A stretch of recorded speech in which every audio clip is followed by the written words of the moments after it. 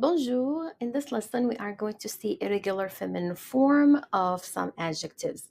So most adjectives, we know that you add an e for feminine form. For example, petit and petite. So we add an e for the feminine form, but there are some adjectives that they end differently and they are irregular. So the feminine form is going to change. So I am going to show you some examples with the pronunciation, which is how we say it in French, and then how we say the feminine form, the pronunciation of the feminine form, and I am going to show you the translation. Feel free to take notes if you want to. Allez, on commence. So if the masculine form ends with a C, we have two different type of feminine form. You're either gonna add a CHE for the feminine form, or you can add a QUE. For example, we have the masculine franc, which is frank, and the feminine will be franche, and public, which is public, the feminine form will be public. So if the word or the adjective ends with an ER, you can have or you will add an ERE for feminine form. So for example, we have the word jardinier, which is gardener, and it is a noun or a job. And then the feminine form will be jardinière, jardinière, jardinier, jardinière. And the word or the adjective cher, which is expensive, the feminine form, you will pronounce it the same way. It is going to be cher. So masculine cher, feminine cher. It's just the spelling is going to be different. Next one is going to be the if the word ends with an et, so you will have to add an accent on the top of the e, and then you will have to add another e. So the example that I have here for you is the adjective secret, which is secret. Secret, masculine. Secrète, feminine. Secret, secrète. And then if the adjective ends with an eur, you will have two different forms. Either you will add EUSE, or you will add RICE. So, for example, we have chanteur, chanteuse, singer, migrateur, migratrice, migratory, chanteur, chanteuse, migrateur, migratrice. Next one, if the adjective ends with an EUX, drop the X at the end and replace it with an SE. So the ending will be EUSE.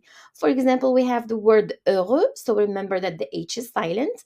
Heureux, and feminine form will be heureuse because we removed that X and we replaced it with an SE. Heureux, heureuse, and it means happy. And the next one is if the adjective ends with an F. So we will have to remove the F for the feminine and replace it with a VE. So the adjective naïf, which is naive in English, naive, and the feminine form will be naive. So basically, in English, it's we're using the feminine form. Naive, naive, and I am going to show you the next ones.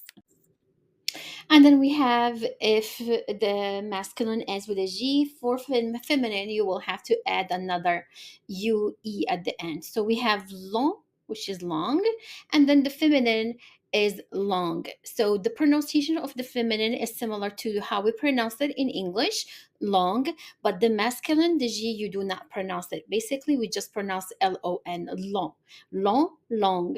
And the next one is if the adjective ends with a gu, you will have to add an accent on the top of the u, and you add another e at the end. And sometimes you will see some words that they add, the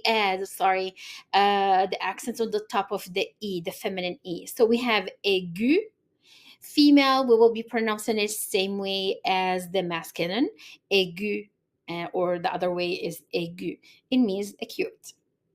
If the word ends with an L, we will see another example when it ends with an IL. So let's say for this one, it ends only with an L, and then there is no I before it. So for example, if there is an E before it, so for the feminine form, you will have to add another LE. So it will be a double LE. So the example is formel, masculine, feminine, same pronunciation, formel, and the English translation is formal. So formel, formel, formal. And then when you have the word that ends with an N, it is going to be a double N-E for female. Mignon, which is cute. So the G, we don't pronounce it. Mignon. Female will be mignonne, mignon, and it means cute. When the word ends with an S, so you will have to do a double SE. So ba, and the S is silent when it comes to this example.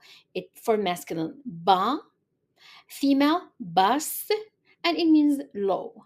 And if it ends with a T, and then you will have to do a double TE. And there are some examples where when it ends with a T, you're just gonna add an E for female. Remember, most adjectives, you just add an E for female, but the exceptions or the irregular ones, these are the ones that you're gonna see that you will have to add them. Again, it's just with practice, you're gonna remember which one you're gonna have to have a double TE, for example, and which one you're just gonna keep the T and you just add an E feminine. It's just with practice. So in the example for masculine is gonna be ne, so the T is silent. Female, net, and it means neat or tidy.